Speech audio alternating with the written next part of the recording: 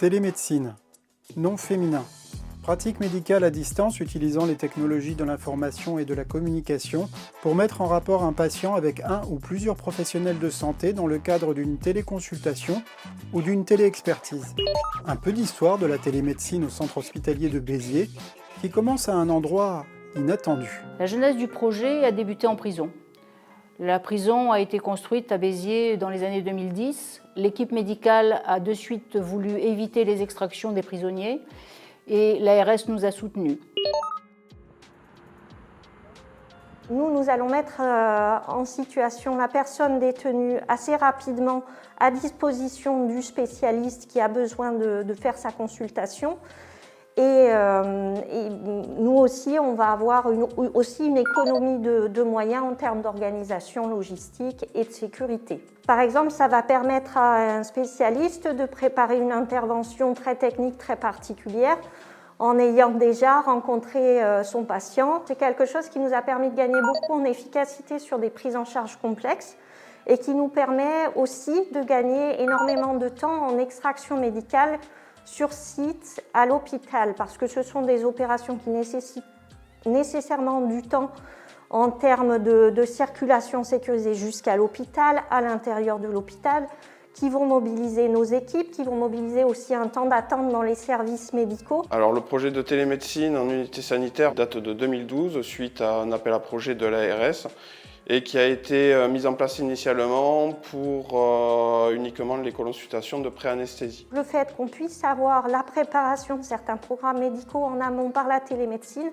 ça va nous permettre de ne pas être trop en surchauffe et de garder une prise en charge qui sera en termes de qualité et de responsabilité pour nous et pour l'hôpital satisfaisante. Nous pouvons assurer à l'heure actuelle près de 10 types de spécialités différentes, aussi bien médicales que chirurgicales, notamment orthopédiques et viscérales. Et sur le plan médical, le type des pratiques va de la téléconsultation à la téléexpertise. On a la chance d'avoir une salle, même maintenant 2 salles qui sont équipées pour la visioconférence. Cela permet d'établir la liaison vidéo-audio avec le patient et le médecin qui l'accompagne. Et en même temps d'avoir accès au dossier informatique, à l'imagerie sur l'ordinateur qui est dans le même bureau. Je voulais insister sur l'importance de la qualité technique de la liaison parce que bien voir, bien entendre, c'est très important pour pouvoir donner un bon avis et une bonne conduite à tenir. C'est très bien organisé parce qu'il y a systématiquement un médecin qui accompagne le patient, qui peut faire un examen clinique si nécessaire. Surtout, les éléments du dossier médical sont disponibles en totalité. Donc ça nous permet, dans la grande majorité des cas, d'aboutir à un diagnostic et à une conduite à tenir. Cette activité s'est imposée depuis la création de l'UXA avec les patients, la patientèle de la prison. C'était difficile, ça s'est pas imposé d'emblée parce que la cardiologie est une spécialité à acte, ce qui fait qu'on s'est orienté directement vers la téléexpertise. Et c'est comme ça que le médecin de la prison, c'est un petit peu les yeux et les oreilles du cardiologue. Et comme ça, on discute du dossier avec l'accord du patient. Et d'un commun accord, on prend des décisions. Est-ce qu'il faut extraire le patient ou est-ce qu'on peut ne pas aller jusqu'à l'extraction pour faire des examens complémentaires? Bon, on commence par le premier patient. Je vais sur sa biologie. Bon, il a une insuffisance rénale, ce patient, hein, je vois. Ouais, c'est un monsieur qui a un insuffisance rénale chronique sur une néphropathie diabétique. Il est dialysé à l'hôpital. Je vois le dossier médical de l'autre hôpital qui est scanné. Effectivement, il avait un bon VG. Ouais. Il n'y avait rien de particulier. Je peux comparer parce que j'ai été durant mon internat donc interne à la maison d'arrêt de Nantes où la télémédecine était moins mise en place et on y trouve ici de grands avantages surtout pour du coup, les conditions d'extraction. Il faut se rendre compte que les détenus qui du coup sont extraits à l'hôpital déjà ne sont pas au courant pour des mesures de sécurité de la date de l'extraction, donc ils ne peuvent pas spécialement se préparer à cette consultation. On a parfois des refus, c'est-à-dire des gens pour qui on avait demandé des examens et qui, mis devant le fait accompli, refusent, ce qui rend plus difficile la tâche du soin. Donc avec la télémédecine, ça nous permet de à la fois donner le rendez-vous au patient et du coup il sait qu'il sera pris en charge, et en plus de ça d'avancer la proximité de ces rendez-vous. Une amélioration significative du suivi des patients a été observée dès la mise en place, ce qui a permis en 2015 à la demande de l'ARS de déployer le même modèle à destination des EHPAD, des centres de rééducation et de l'HAD. Un projet qui était similaire à celui de la prison a été déployé avec des procédures de demande de téléconsultation dans différentes disciplines. Le début de cette expérience de télémédecine a été organisé tout simplement dans le but premier d'éviter le transport des résidents, d'éviter les attentes en salle de consultation et d'améliorer la capacité pour ces résidents de pouvoir bénéficier d'une consultation de médecins spécialistes avec notre centre de proximité de référence qui est l'hôpital de Béziers. J'explique comment ça se déroule, c'est-à-dire il faut que je les mette en lien avec nos informaticiens qui vont leur créer un compte. Autre avantage, c'est aussi de créer des coopérations qui vont, à partir de ces téléconsultations, nous permettre d'avoir des modes d'organisation, des modes de prise en charge des résidents en hospitalier, en programmé, qui peuvent, à partir de ces téléconsultations, tout à fait s'organiser. Il faut un consentement écrit de la part du patient, de la famille ou de la tutelle du patient. Il me faut un minimum d'informations sur son état de santé, ses antécédents, son traitement, une biologie. Et après ça, avec ça, la consultation le jour J se fait. Il y a un compte rendu qui découle de ça, avec ordonnance ou pas à l'appui, et un prochain rendez-vous peut-être quelque temps après. Nous avons souhaité faire un outil simple, une demande par messagerie ou par téléphone, une proposition de date de téléconsultation avec des outils de visioconférence qui ont été mis en place par les directions successives du centre hospitalier. Et nous avons actuellement LifeSize qui nous permet d'avoir une qualité de transmission et de sécurité de transmission qui est exceptionnelle. Le choix de LifeSize nous a paru évident parce que ça répondait complètement donc, à l'adaptabilité requise pour faire de la télémédecine, donc solution qui peut être utilisée dans des salles de visioconférence, et solution qui peut être aussi utilisée donc, à travers des tablettes, des smartphones, ce genre de choses. Donc, surtout aussi, ce qui était très important dans le cadre de la télémédecine, c'était les aspects sécurité, bien entendu. L'importance aussi des solutions comme ça, c'est que tout est crypté, bien entendu, avec des algorithmes de cryptage puissants, comme je disais, mais surtout, en fait, on maîtrise de A à Z donc, la solution. Quand c'est des spécialités comme pour les plaies, par exemple, je rajoute des photos. Il me faut insérer des photos. Donc tout ça se fait par le biais d'une messagerie sécurisée. Moi, je pense, en regard aussi d'autres retours que j'ai pu avoir, que nous avons fait le bon choix, c'est-à-dire de garder la maîtrise de notre solution. Voilà, même si forcément certaines plateformes de télémédecine peuvent proposer un tout en un. Le tout en un, c'est bien, mais ça, on n'arrivera pas au niveau de qualité que nous, on peut avoir avec notre système de télémédecine en place aujourd'hui. C'est la mise en évidence du T de GHT, c'est-à-dire le T de territoire, et c'est la vraie valeur ajoutée, je crois, de ce qui a pu se programmer dans les groupements hospitaliers depuis leur création.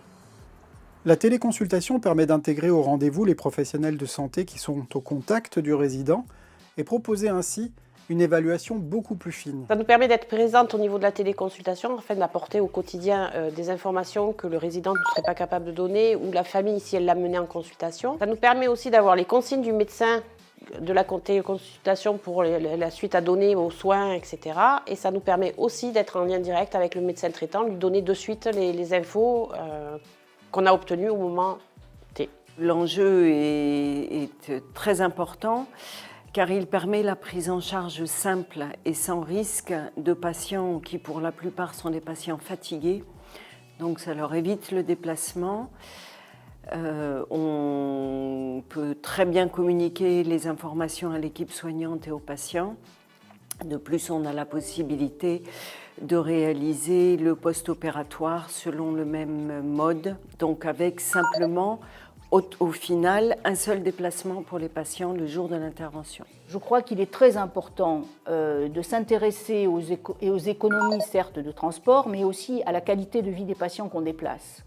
Et c'est ce qui a motivé mon investissement dans ce projet. Je peux leur demander de mobiliser certains membres, donc comme ça je vois si c'est fluide ou non. Et ça permet également à l'EHPAD de m'appeler plus rapidement pour, par exemple, des troubles du comportement. Les contacts physiques, on ne peut pas les substituer. Mais la télémédecine permet de maintenir un suivi, maintenir les soins. Ça permet de faire une analyse de la ventilation en temps réel. Ça permet de faire une stratégie thérapeutique rapide. Mais l'arrivée de l'épidémie de Covid-19 et les mesures de confinement qui ont suivi ont contraint les équipes du centre hospitalier de Béziers à aller encore plus loin en transformant le projet en opération territoriale. L'enjeu n'était plus de proposer un service qui viendrait compléter l'offre existante, mais véritablement de maintenir le lien avec les patients au domicile. On a donc multiplié les disciplines à la demande des praticiens et des patients.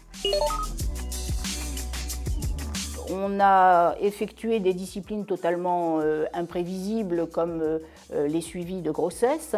La crise Covid nous a permis de faire comprendre aux médecins qui étaient réticents et aux professionnels de santé qui étaient réticents l'intérêt de pouvoir développer une activité de télémédecine. Dans la capacité de recevoir leurs patients, chacun a été obligé de s'adapter, mais avec un outil qui avait fait ses preuves auparavant. Comme nombre d'entre eux en témoignent, ce sont avant tout les habitudes des professionnels qui ont été bousculées dans l'urgence, plus que leur pratique. Ça a été le contexte du Covid. Dans le contexte de la crise sanitaire qu'on est en situation Covid, avec le confinement, ça s'adapter. Une activité de télémédecine qui nous a permis de rester en contact avec nos patients et assurer leur suivi médical à distance. Après une petite période de sidération comme tout le monde, très courte, d'une semaine, on s'est demandé comment on allait assurer les consultations des patientes, puisque très brutalement, énormément de patientes ont annulé les consultations. Moi, j'interviens sur le parcours de soins obésité, donc qui sont des patients à risque. Pour la majorité d'entre eux, finalement, c'était soit des téléconsultations, soit pas de possibilité, ou du moins la possibilité de venir en présentiel, mais avec finalement une certaine anxiété, parce qu'il y a des patients, ils savent qu'ils sont à risque et donc ils ont un petit peu peur de se déplacer sur l'hôpital.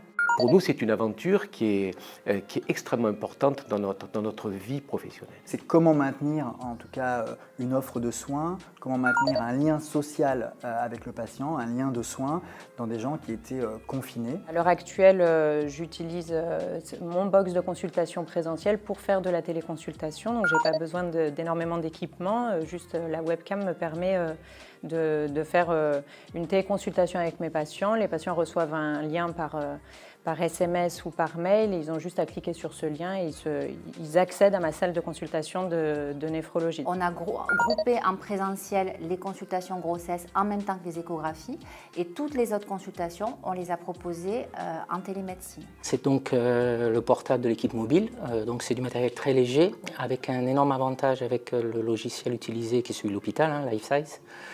De pouvoir avoir accès à l'ado, soit sur son mobile, son téléphone, soit sur tablette, soit sur l'ordi. Comme on a commencé assez tôt, j'ai fait une petite enquête, mais sur les cas qu'on avait nous.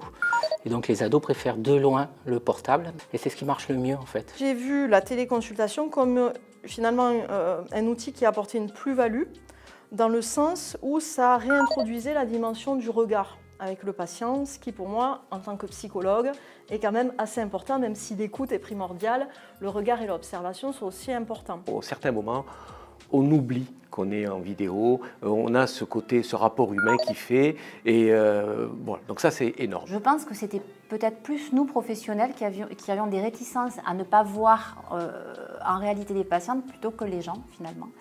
Et elles étaient extrêmement rassurées par ce contact-là. Alors il a fallu s'adapter, hein, ça a été, voilà. Mais l'expérience a été vraiment positive. L'avantage aussi là, qui a été développé après la première vague, on va dire, c'est d'avoir pu équiper 2 bureaux du CMP et qui sont donc en général des espaces connus du patient. Du coup, quand il va cliquer, il va connaître déjà le praticien qui est en face de lui et du coup, ne pas être perdu dans des repères géographiques, d'observer la pièce, puisque c'est en général la pièce dans laquelle il est reçu en consultation. Maintenant que je l'utilise, du coup, et que ça m'a permis aussi de dépasser un petit peu des représentations que j'avais sur la télémédecine qui étaient au final erronées et empreintes un peu de fantasmes. Et finalement, je me suis rendu compte que c'est pas du tout ça, qu'il y a tout à fait la place pour les émotions, pour la dynamique de fantasmatisation, pour la relation en fait, qui peut quand même s'établir aussi en téléconsultation. On sait notamment que les patients qui sont les personnes âgées dépendantes sont toujours très perturbées quand on les sort de leur domicile et le fait de pouvoir les suivre à distance en restant à domicile est un vrai avantage. Un autre intérêt que j'ai découvert sur le fil pour les téléconsultations, enfin pour la télémédecine, c'est le fait que certains jeunes qui sont de notre secteur et qu'on commence à en suivre partent en internat. Donc j'en ai à Narbonne, etc. Il y en a qui sont partis en Normandie et qu'on a pu poursuivre le suivi en attente du relais du CMP dont ils dépendaient une fois avoir changé de ville ou voire de région. Donc ça, c'est quand même assez intéressant. Ça permet de faire des relais, y compris quand les gens sont partis, en attendant de trouver une date de consulte, sachant que pour beaucoup de CMP, c'est quand même 6 mois, 1 an d'attente. On a eu un retour aussi très positif d'ailleurs des médecins généralistes parce que jusqu'à présent, finalement, ils n'avaient pas trop de retour du suivi. C'est toute une gestuelle, c'est toute une pensée, c'est pas simple, il faut apprendre, on ne peut pas arriver là et dire je fais de la téléconsultation. Qu'en pensent justement les patients à domicile? Je préfère être à la maison. Hein. En plus, j'ai une équipe fantastique qui s'occupe bien de moi, qui sont super gentilles. Pourquoi partir? Moi, je trouve que c'est fantastique, la télémédecine. Oui, approchez-vous. Ah oui, c'est joli. Hein. Ça a très bien évolué. Hein. Donc, on va poursuivre le même traitement et on refait le point dans 1 mois. Sinon, l'hospitalisation à domicile ou votre infirmière nous alerte avant. Hein. Déjà, on a pris contact avec le médecin traitant et c'est lui qui nous a dit qu'il allait vous contacter parce qu'il avait entendu parler que voilà, ça commençait à évoluer, la télémédecine et la prise en charge des plaies compliquées. On voulait un autre avis, une autre expertise. Tout d'abord, c'est un confort pour le patient. C'est vrai que voilà, ça évite au patient de se déplacer sur l'hôpital. Donc voilà, ça le sécurise aussi. Et franchement, voilà, on prend des rendez-vous rapidement. Quand on a un souci au niveau d'une plaie, je veux dire, la télémédecine, c'est vrai que c'est plus rapide, quoi, hein, pour pouvoir avoir un avis directement, quoi. Vu les circonstances actuelles, donc il vaut mieux éviter qu'il y ait trop de personnes en salle d'attente et cela évite également les transports pour les patients. Initialement, je devais être hospitalisé pour une semaine de formation au mi-mars et ça a coïncidé avec le début du confinement. Donc l'hospitalisation a été annulée et ensuite on nous a proposé de faire un échange par vidéo, par visioconférence. Bon, alors je vais sur le lien, donc Kailash Cloud, voilà, on appelle le lien, donc rejoindre la réunion, voilà. On clique, elles sont là. Ah. Bonjour. Et bonjour, comment allez-vous? Eh bien, ça va. Bon, les résultats, c'est pas tout à fait bon, mais c'est assez irrégulier. Vous avez reçu mon mail, Nadège? Hier, j'ai envoyé les résultats. Bon. Oui, je les ai vus. Par contre, je constate toujours que à 6h du matin, si je suis à 1, une heure après, ça remonte. Alors que j'ai pas... docteur. Bonjour. Bonjour. Grâce à l'équipe, Camille, Nadège, il a pu lui et son épouse bénéficier donc, de consultations par visio pour toute l'éducation diététique, l'éducation à l'adaptation des doses d'insuline. C'est quand même très intéressant et un bénéfice important pour le patient et pour son épouse, je suppose. C'est vrai que ça a été une réelle opportunité de pouvoir faire avec le centre hospitalier grâce au Covid, je dirais, enfin une bonne chose, de ne pas se déplacer parce que ce qui se passe à la maison est tout à fait différent de ce qui se passe dans une chambre d'hôpital. En tout cas, le bénéfice du domicile au-delà du facteur stress, c'est l'alimentation. L'alimentation hospitalière n'est pas l'alimentation du domicile, donc ça nous permet de travailler sur un vrai calcul de glucides, de quelque chose qui est vécu au quotidien. Comme monsieur a beaucoup d'activités physiques chez lui et qu'il n'aurait pas pu avoir au sein de notre établissement. Donc il est vrai que du coup on est beaucoup plus, c'est plus individualisé et personnalisé, c'est ce genre de consultation en visio. Les médecins ont répondu présent et se sont emparés de l'outil qu'on leur proposait. Mais rien n'aurait pu être fait sans 3 éléments clés. En premier, la volonté commune affirmée de la direction et de la communauté médicale de s'engager dans ce processus. Aujourd'hui, la télémédecine au centre hospitalier de Béziers, c'est 8097 consultations contre 967 au cours de l'année 2019 et plus de 26 spécialités en téléconsultation et téléexpertise. En second, l'interface essentielle entre les patients et les professionnels de santé, à savoir le guichet unique de secrétariat qui recueille les demandes et qui génère les salles de rendez-vous virtuelles, accessibles pour les patients depuis leur smartphone ou leur ordinateur, qui tapent les comptes rendus et les envoient. Et enfin, tout le support informatique qui a permis de proposer une solution complètement sécurisée avec les outils qui existaient déjà au sein de la structure. Crossway, LifeSize, messagerie, sans passer par aucune plateforme tierce et sans avoir, pour les patients, l'obligation de partager leurs données de santé. Et demain ? Je pense qu'il est nécessaire d'avoir les 2 activités, l'activité de consultation présentielle qui est indispensable pour évaluer les patients, mais également l'activité de téléconsultation qui est un plus. Alors c'est vrai que lorsqu'on nous a dit mais il y a une solution, il y a des stéthoscopes intégrés et finalement quelqu'un peut poser le stéthoscope et vous à distance vous entendez s'il y a des sibilants, si ça ronfle, s'il y a un encombrement, s'il y a des signes de pneumopathie, ça c'est fabuleux.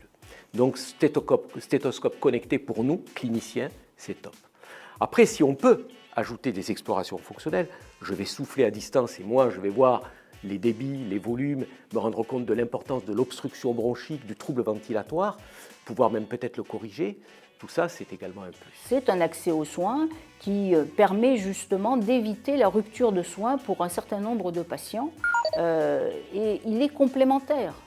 Jamais le médecin ne pourra s'empêcher de dire « je ne l'ai pas bien vu, je ne suis pas sûr », il faut qu'il vienne. Moi maintenant, ça me permet de faire des consultations que je ne peux pas avoir en présentiel. C'est-à-dire que certaines patientes ne pourront pas venir parce qu'elles sont loin dans certaines conditions, mais vont accepter une consultation de télémédecine. Et donc, moi je continue à les proposer de plus en plus pour les entretiens prénataux par exemple. J'ai pas le stress de l'hôpital. Moi je me demande pourquoi encore ce n'est pas généralisé. Pour toutes les familles que j'ai pu rencontrer par téléconsultation, c'est un plus. À l'avenir, on ne sait pas s'il n'y aura pas à nouveau des crises comme actuelles ou des événements météorologiques. Dans un monde idéal, dans le monde des bisounours, tous les patients auraient un domicile connecté avec un outil facile à utiliser.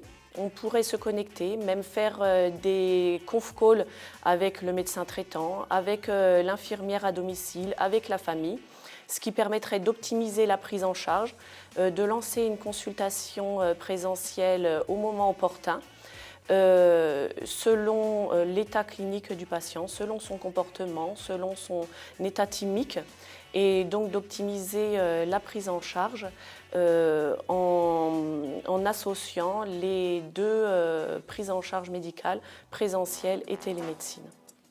Et s'il fallait résumer le projet de télémédecine en un mot? Pertinence? Un mot, c'est grisant. Une bonne activité d'avenir. C'est un vrai travail.